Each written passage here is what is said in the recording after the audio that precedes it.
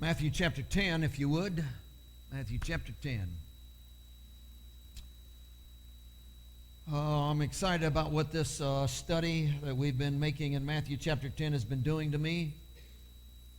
Thank you for allowing the Spirit of God to do His work and revelation in His Word, and to bring me to this place where He could deal with my life. So thank you for that. Matthew chapter 10. We're looking tonight at verse 32 and 33 as we've been progressing through this chapter. And we've arrived, of course, at this point, which are verses that are really familiar to you. Isn't any question about that? You've quoted these. These have been used in personal evangelism. These verses have been quoted in terms of making a public confession down at the church. All of those kinds of ways that these verses have been used. And chapter 10, verse 32 says, "Therefore, whoever confesses me before men, him I will also confess before my Father who is in heaven. But whoever denies me before men, him I will also deny before my Father who is in heaven." If you reach in and grab a hold of those two verses, just read those two verses as we've just done, and you pull them out, and you handle them, and you place them out here, all by themselves, the logical explanation for what he's saying is that if we confess Jesus publicly, come to an altar, take a stand down at the job, guys are swearing, telling dirty jokes, we take a stand and say, hey, I believe in Jesus and I'm not going to do that. That if we do that, that He has promised that He would go to the Father and say, hey, that guy belongs to me, and He would confess us before the Father. In fact, the opposite contrast is given as well. Verse 33. But if we don't do that, if we hide, if we keep it a secret, if we just let our world go by, if we make no mention, if we don't take a stand, then what takes place is He will not take a stand for us in heaven. Now, that's the normal, logical conclusion. If you reach in and grab a hold of those verses, pull them out, and set them right here and look at them. I want to propose to you, that's not what he's saying. I'm sorry, but that's not what he's saying. Because you have no right to do that to the Scriptures. And I have done that for years, and one of the things we're trying to teach here is that context really matters. If you pull those two verses out of their context, if you don't see them in their context, if you don't see them where they've come from, if you don't see the buildup of this thing, you miss the wonder of what he's trying to tell us in these two verses. I want to try to give you that tonight. And obviously, to get to that, we've got to go through the context again, which we've done Saturday night after Saturday night. So you probably have got this down and can sleep during this part. I'll wake you up at the proper time. All of chapter 10 is about ministry. There isn't any question about that. You don't have any choice on that one. The focus of the entire chapter 10 is the focus of ministry. In fact, He has taken His 12 disciples in verse 1 and has reached down inside of Himself, grabbed a hold of the power He contains within. He has transferred it to His disciples. He's sent them out with this power to cast out demons, to heal all kinds of sickness and all kinds of disease. They are not going to do this because they are talented. They're not going to do this because they have had training. They're not going to do this because they've gone to seminary. They are going to be able to do this because what's in Him has now come to be within them. God is not looking for somebody with good looks. Oh, you're in. God is not looking for somebody who's talented. Oh, you're in. This is not for gifted people. This is for anybody, any place that will receive what's in Him in them. And if what's in Him is in you, you have the ability for ministry. The key, fundamental, down to it, biblical basis for all ministry is the indwelling of the Spirit of God. So you cannot say, I'm not talented. You cannot say, we know you aren't. You cannot say, well, I can't do that. We know you can't. You've got all the qualifications. When you admit that, you've got all the qualifications to be filled with Him and to begin ministry. He has sent them out and they've become apostles. The whole focus of the chapter is on ministry. He's going to give instructions. In fact, in verse 5 down through verse 15, he gives detailed instructions on ministry. How they are to minister, where they are to minister, what they're to take in their ministry procedure. All of those kinds of things are laid out for us. Then he moves to this special section in verse 16, where he pictures ministry as sheep in the midst of wolves. And he begins the subject of persecution. Now, again, as we have said in the past, persecution for us is such a strong, oh, I don't want that when we even talk about persecution, we just get nervous and we get so wrapped up in persecution that we can't think about anything else.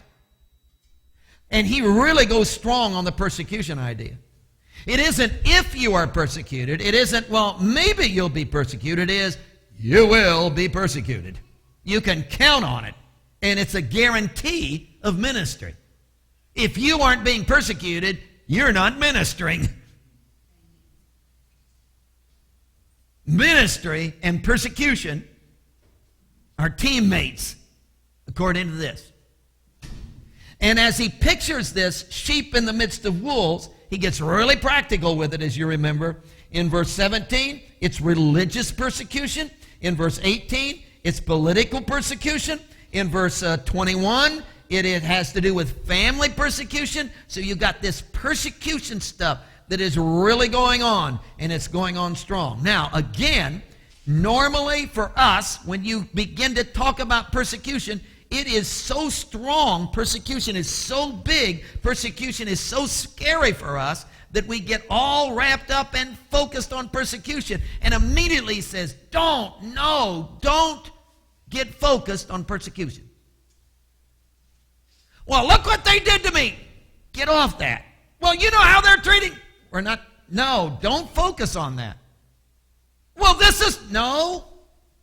don't even talk about it. That's not to be your focus. Do not focus on the persecution.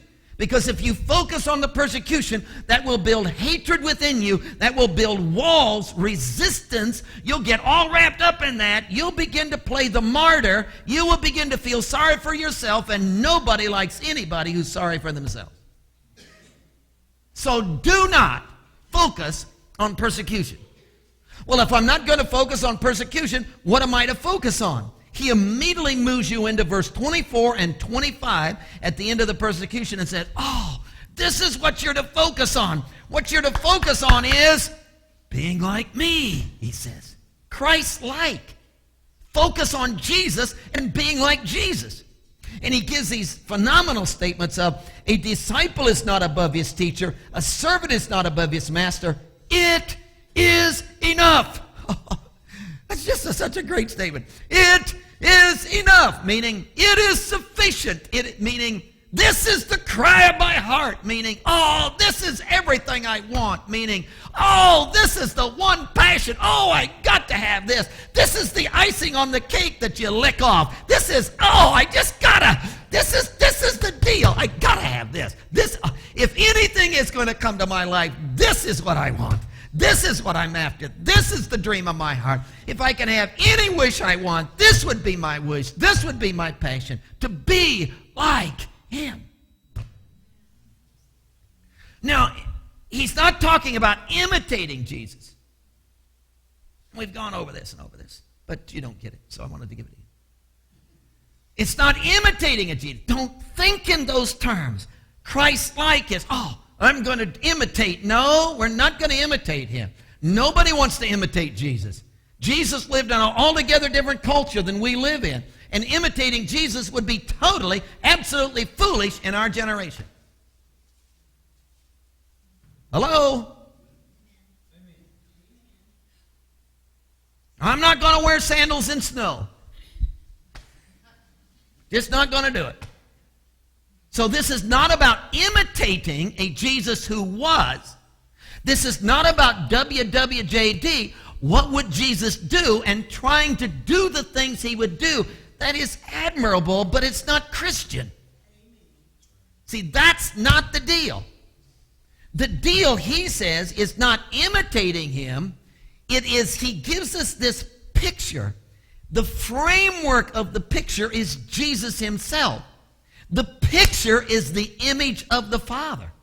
See, what Jesus did was, he was filled with the Father, and, oh, you got to get this. He was filled with the Father, and through his life, there began to be this image of the Father displayed.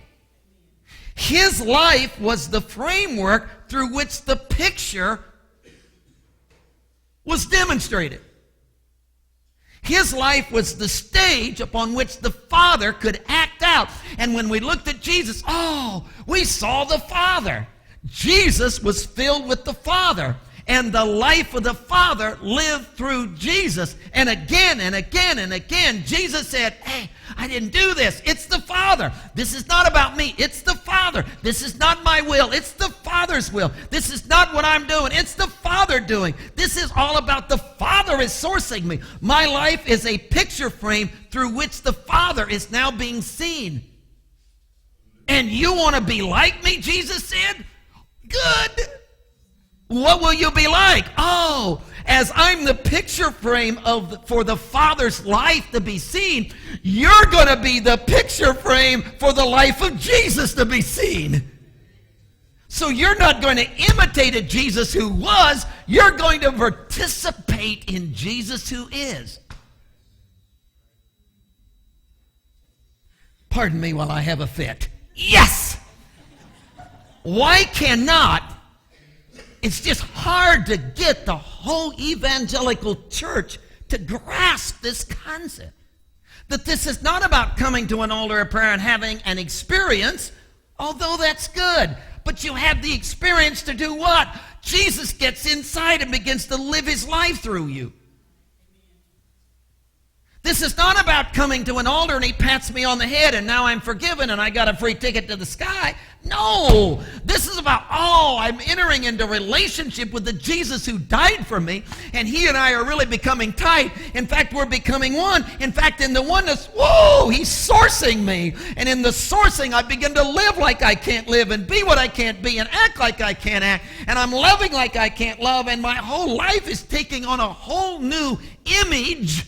My life has become the framework through which the life of Jesus is now being seen. So as Jesus was the framework for the life of the Father to be seen, now my life has become the framework for the life of Jesus to be seen. And I'm like him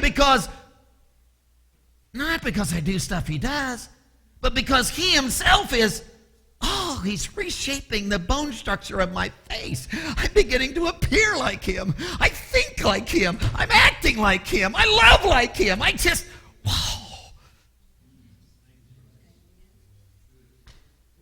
That's what he's talking about. Now he says, does that scare you? To think about being like me? He says, if that scares you, it probably doesn't. But if it does, just relax, will you? Because being like me is a state of being. All this is in verse 26. It's a state of being. Because it's not action. See, don't get uptight and say, oh, I'll never pull this off. It's not about pulling it off. Well, I'll never get this done. It's not about doing it. Well, I'll never get all these actions done. No, it's not. What's the list of rules? No, because that's all performance-oriented. We're not talking about performing something. We're talking about moving into a relationship where you have a state of being where he literally is doing something in you. He had a state of being in the Father. You now have a state of being in him. His life was the framework. The Father, your life is the framework. Jesus is. And it's a state of being. And in that state of being, he describes it, there's no secrets. Don't have to hide.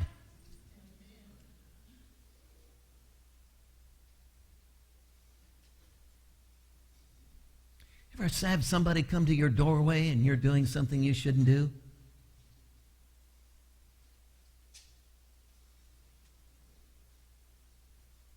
No secrets.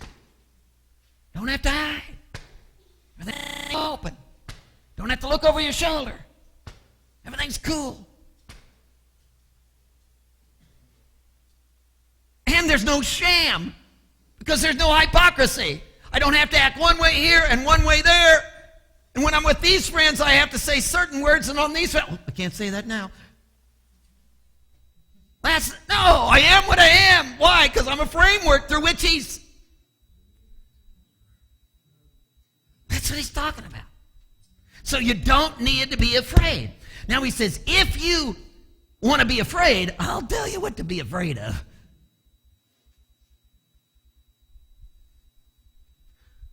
Don't fear the ones that can kill the body, but it can't affect your eternal destiny, your eternal soul.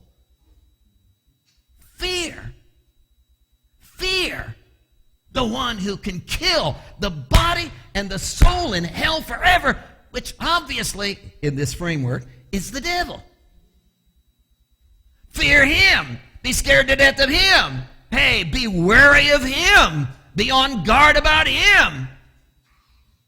You don't have to fear the Father. Why? Because you are so valuable. You are so, 2 sparrows worth ½ cent each. Man, and not one of them even falls. Not one of them loses a feather without the Father saying, whoops, and taking notice. So if the Father is that wrapped up in some bird brain, good night, what do you think you are?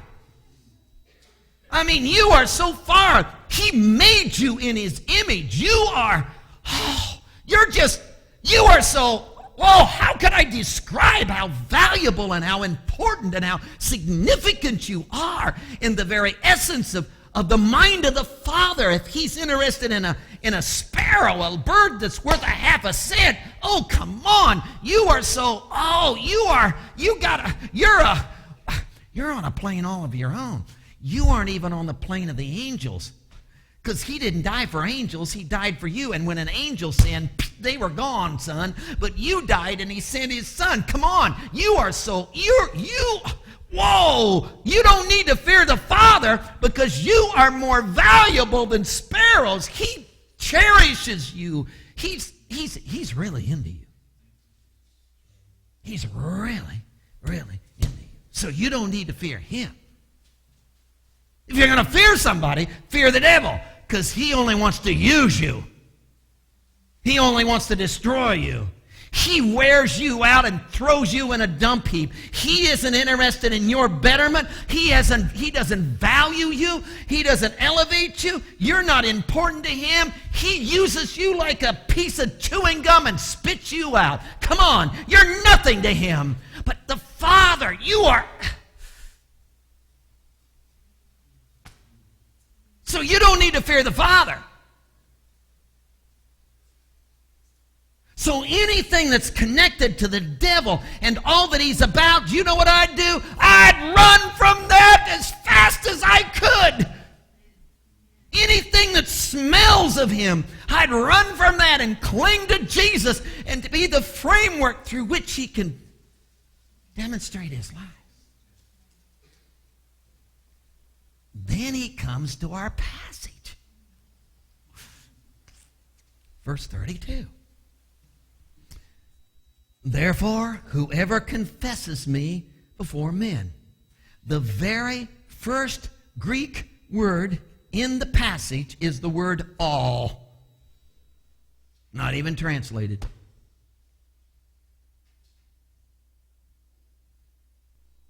I think that's important. The second Greek word is translated therefore. You know that therefore means what I'm going to tell you is based upon what I've already told you. So what have I told you? Persecution. Don't get wrapped up in that. Don't focus on that. What should I focus on? Ministry. What's ministry all about? Being like him. Becoming a framework through which he can demonstrate who he is. And you don't need to fear that. Why? Because You are so valuable to the Father. He's just really into you. I mean, this is, you don't need to fear him. You need to fear the devil and run from him. So since I've told you all of that, therefore, let me tell you this. Whoever. Third Greek word is whoever.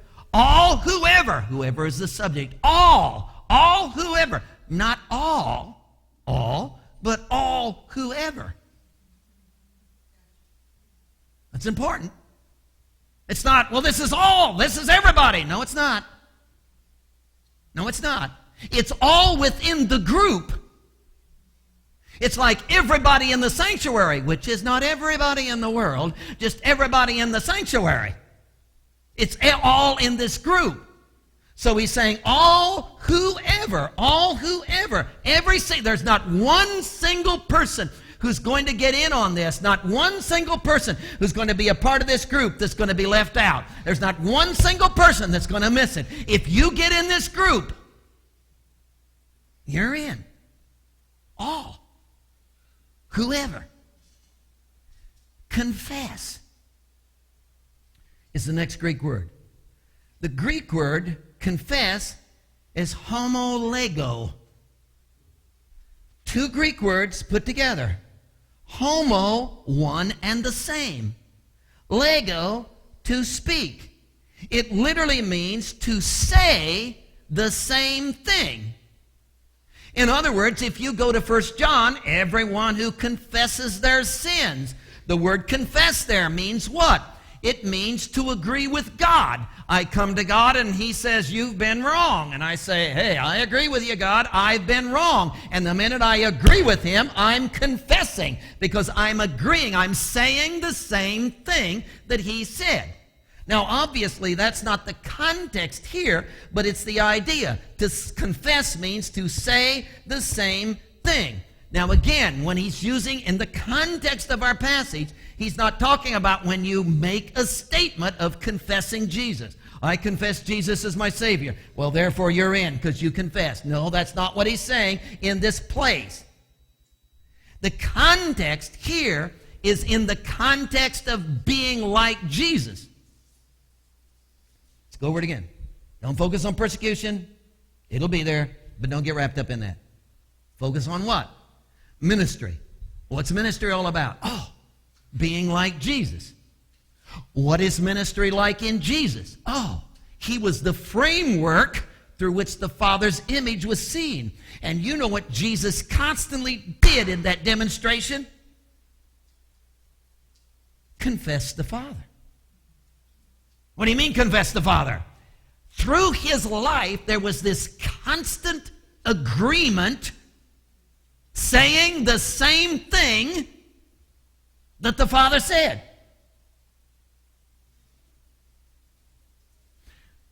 A woman taken in the act of adultery. Jesus writes on the ground, leans up and says, hey, he was without sin, cast the first stone.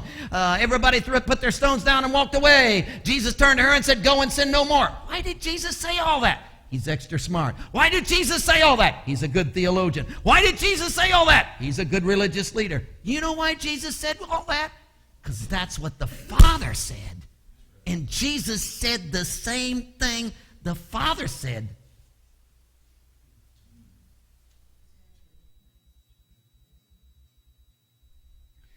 Jesus walked into the temple. Oh, look at his face. His eyes are afire. He's got a cord. He puts it into a whip. He turns tables upside down. He breaks boards over his knee. He turns doves loose in the sanctuary. Why did he do that?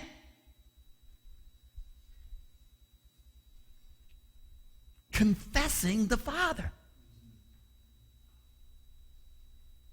You getting this? He's confessing the Father. He wasn't coming down to church and joining the church and making a confession. It wasn't a profession of faith. Oh, yeah, I did that when I was a kid. He's not that. He says what I'm talking to you about here in this passage is what I've been talking to you about, climaxes in this passage, that if you confess, be like I am. There is this framework. You are to be the framework, and you are to be so intimate with Jesus. You and Jesus are to be one. Oh, he wants to enter into you. Oh, he wants to become your life. Oh, he wants to source you. Oh, he wants to become the blood in your bloodstream. Oh, he wants to be the thought in your mind. Oh, he wants to be your best friend. Oh, he wants to live with you in such tightness. He wants to so envelop you. He wants to so overflow you with his presence. He wants to wrap his arm around you and never unwrap you. He wants to literally just be so intimate with your being that through you he begins to express himself, and what he says is what you say, and what he feels is what you feel, and what drives him drives you, and you become the framework through which he is. And anyone who has that going on,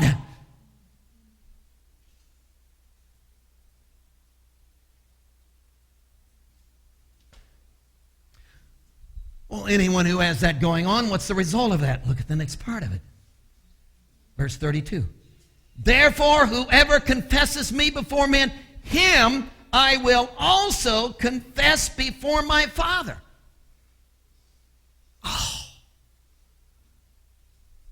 How will I ever tell you this? I'm down here on earth. Jesus has filled me. He and I have become one. I've become the framework through which he's giving confession of his life. And my life has become the confession of who he is. And as people looked at his face and saw the image of the Father, so people look at my face now and see the image of Jesus. And I am the confession of the life of Jesus. So what I say is what Jesus says, because Jesus is speaking and he is sourcing. I have his mind. He and I are so intimate that my life has become so all wrapped up in him. It's become an expression of his very being. I know him so well. We are so tight. I don't visit him on Sunday, man. He lives in my flesh. He's in my hand, in the movement of my being. Every bit of my life is a transferring of his power and resource into my world. I became the framework. My life has become the framework. He has become the confession of my life. If that is taking place, do you know what's going on in heaven right now? His life becomes the framework of the confession of my life. What? He and I are so one down here that we're one up there. And when the Father looks at, do I see Manley in you, Jesus?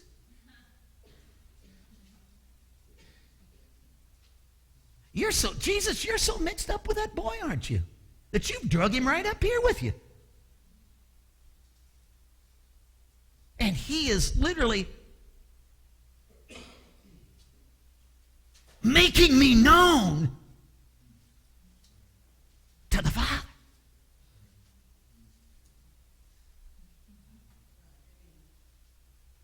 Now, think about it. How could you divide that?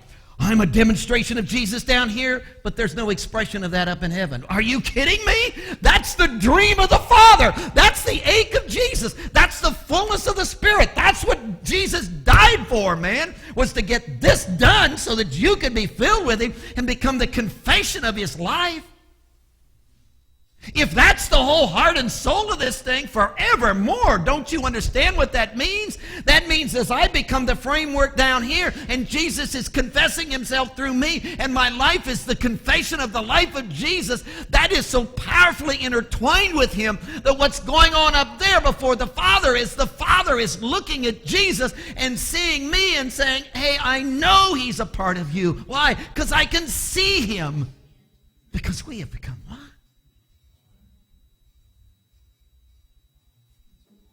Now, what I just told you is demonstrated and validated in the next statement. Look at this. Whoever denies me before men, him I will also deny before my Father who is in heaven. Now, notice it starts with the conjunction but, which is a contrast. So over here on this side, you've got this confession thing. Hey, persecution, it's going to be there. Don't get wrapped up in it. What am I to be wrapped up in? Ministry. Well, what's ministry? Hey, it's Jesus, man. It's the same thing that was going on in Jesus. It's being like Jesus. Well, what was Jesus like? He was the framework through which the Father's image was seen. Oh, now I'm going to be the framework through which His image is seen. And that's going to be the confession of His life to my world. Now, that's over here. But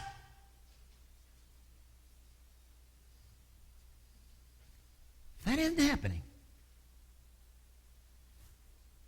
What's the alternative? Denying Him. Now, the word deny is not, again, the Greek word is not, there's a distinctive about the Greek word that is left out in our discussion of it. Denying says, no, I deny that. That's not what he's talking about here. The distinctive in the Greek word for deny here, and what this passage is really about, is that when you deny, you're not just saying no. When you deny, you have had a relationship. You are denying something that's in reality. Let me give you an example. If you come to me and say, are you married to Delphine Manley? I say, who's she? Never heard of her. I am denying, according to this passage, because I am married to her. 49 long years, she says. I am married to her. And I am denying it. Now, if I come to you and say, are you married to Delphine Manley? You'll say, no, you're not denying. Why? Because you aren't married to her. Did you get that? See, the denial in the passage has to do with the fact it is true, it is a reality, and you're saying, no, it's not. That's the distinctive of the word. That's really important in the passage. Let me give you some examples. Matthew 16, Jesus was in this discussion with his disciples, and he was just talking about being a bleeding, suffering, dying Messiah, and they said, no, it's not going to happen to you. And he said, yes, it is. In fact, if I'm going to be a bleeding, suffering, dying Messiah, you're going to be a bleeding, suffering, dying disciple. And he turned to them and said, if anyone wants to come after me, let him deny himself. Well, that means saying no to yourself. No, it's way beyond that. The word deny there means, hey, the truth of it is, I have been all wrapped up in myself. The truth of it is, my favorite theme song is, Oh, How I Love Me. The truth of it is, I do spend all my time thinking about me. The truth of it is, everything that happens in my life, I relate it to whether it's good or bad for me. The truth of it is, I have been stuck on me. I have been protecting me. I have been sourcing myself. I have been all wrapped up in my life. My life doesn't revolve around me. I am God of my life. I do make all the decisions of my life. That's the truth of it. Now I'm going to say, no more. I'm not going to live that way anymore. That has been true, but it's not going to be true anymore. And I'm denying that.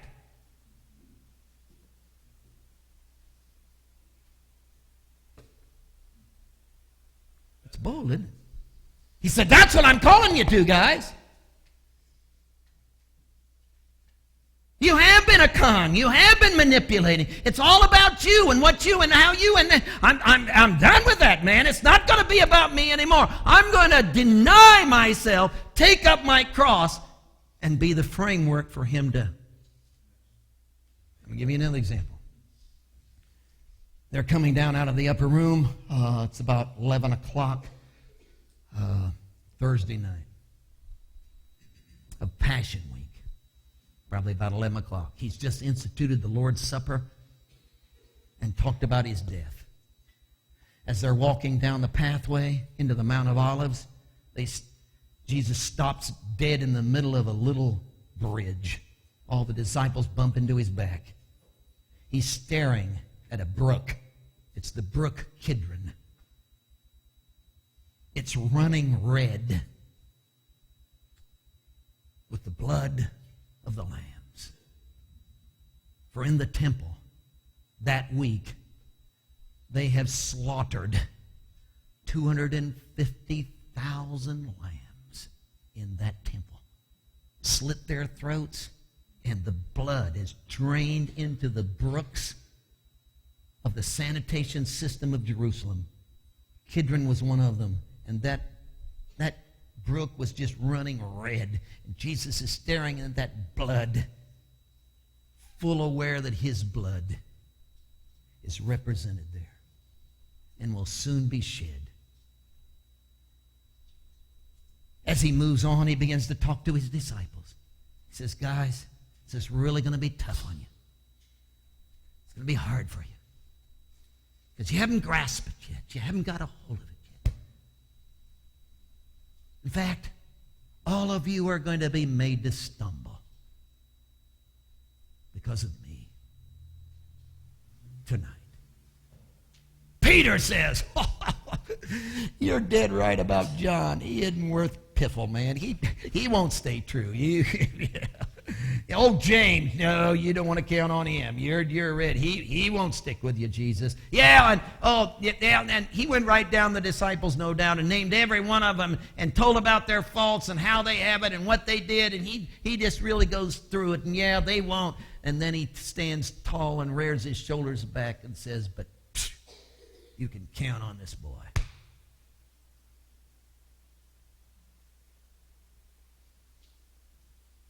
I'll be with you, even if I have to die. Jesus says, Peter,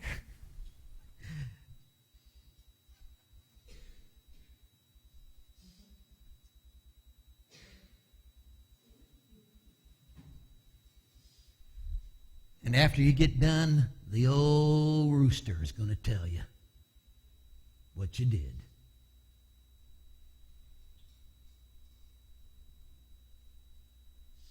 Sure enough, he's in the courtyard. Jesus has been taken from the Garden of Gethsemane. He's in the courtyard.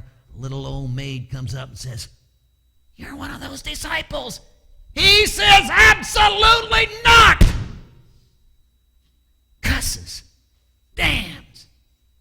A maid came along and said, yeah, you got it. You got the accent of those Galileans. You must. Absolutely no way. He got away from them. He went over to a fire, and the guys around the fire said, yeah, you. No! And a rooster started crowing. That's this word. That's this word.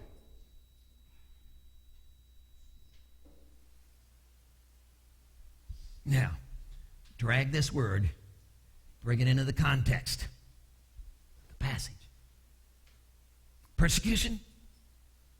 Don't get focused on that. Hey, let that handle itself. Don't fight back. Don't forget that. Just ignore it. Persecution, don't focus on that. What they did, what they didn't do, forget it. Focus on ministry. What's ministry? Being like Jesus. What's that like? Oh, he's a framework. He's the frame. The image of the Father is being confessed, demonstrated through his life. Jesus is so tight, so intimate, so one with the Father. The Father expresses himself, confesses. The life of Jesus is a confession of who the Father is. And we look at his face and see the Father. Oh, since that's true, listen, be like that until your life is a framework through which Jesus' life is literally confessed. Now, if that's not true,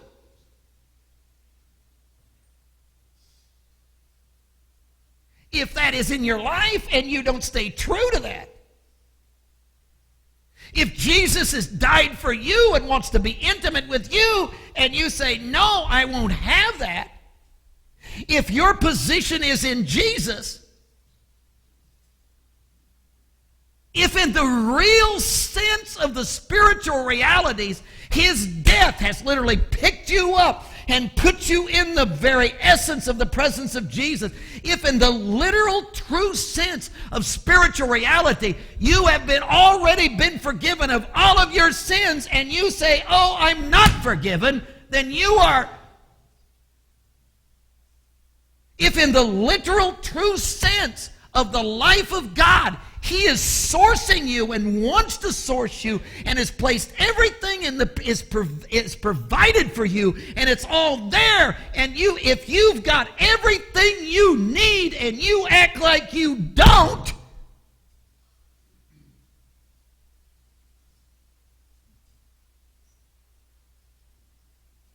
if in the real sense of the word, he died for you and owns you. He died for you and you have become his bride.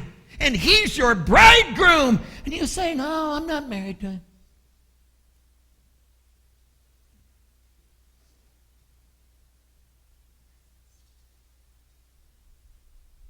If in the literal sense of the spiritual realities, he is literally the resource that can take you through what you're going through right now, and you just waller in your own self-pity and self-resource and just waller in your own depression and waller in your own filth of your own self-centeredness.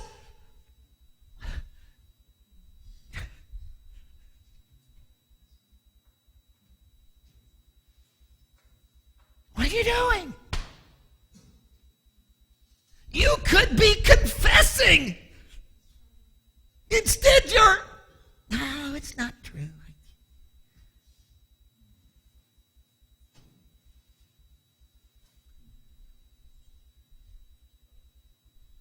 You don't have to be like you are.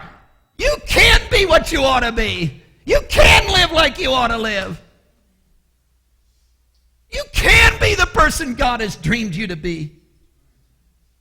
It's all, oh, don't look like that, because this is a, come on, people, do you know what's that are available to us? Oh, we can be a framework through which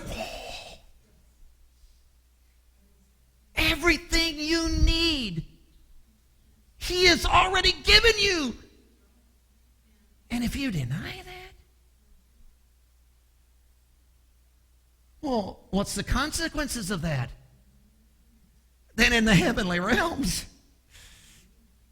the Father looks and says, well, I don't see Manley in you.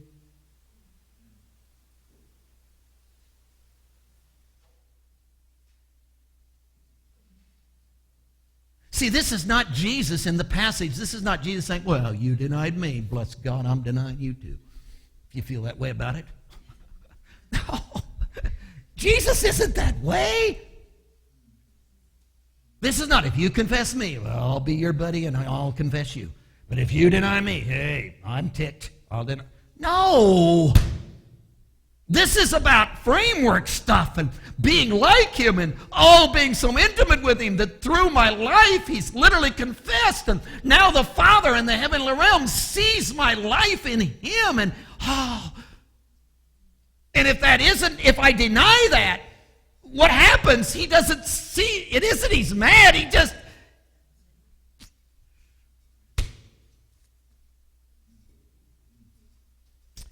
Jesus, I don't, please forgive me. Please forgive me. I know I don't have to beg you, but I feel like it. Oh, God, please forgive me. Please forgive me. Because I have denied you. I've accepted my defeat.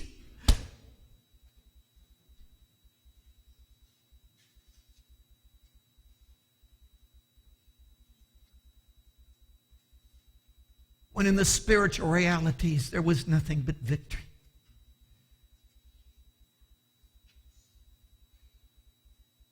I've grabbed a hold of it and did it myself when I should have been leaning on you and resting in your resource.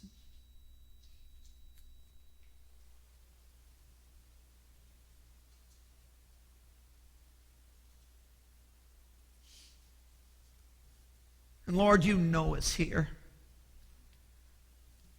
Each one of us has our own story and our own circumstance. And could you be, oh, not could you be like you might become, are you in the spiritual realities right now, this moment, are you everything we need? And could I get out of my seat and could I kneel or stand in your presence and say, let my life confess your image? As in the oneness of what really is. I experience all of your forgiveness and all of your provision and all of your life in me.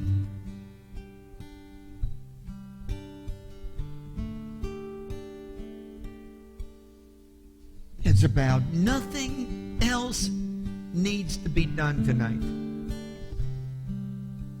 We're not waiting on Jesus to do anything tonight. He has done it all. It is all in place in the spiritual realities. Everything. You're his bride.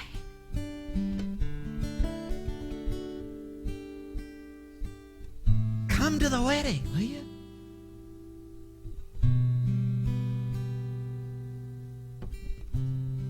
You are forgiven. You don't need to wonder anymore. Let him confess that through you.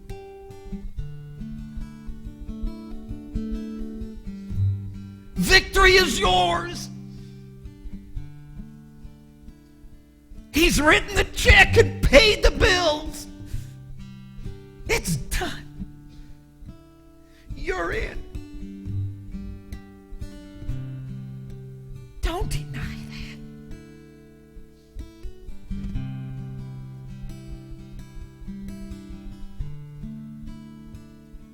Moments of responding,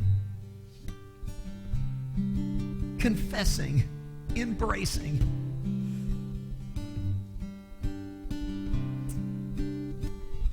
Wallowing in his love, basking in his oneness.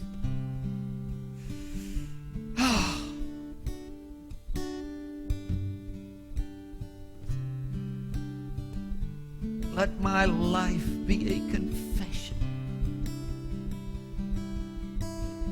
of who you are. And let it be so forceful that everybody in this town will know they too can be forgiven and are forgiven. Let your demonstration confession through me be so forceful, Jesus. Let us be so intimate that your face can be seen. Who you are is so demonstrated in my life that everyone will know you love them.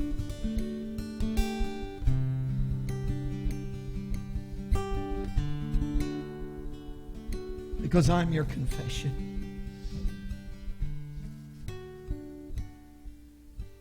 Moments of seeking.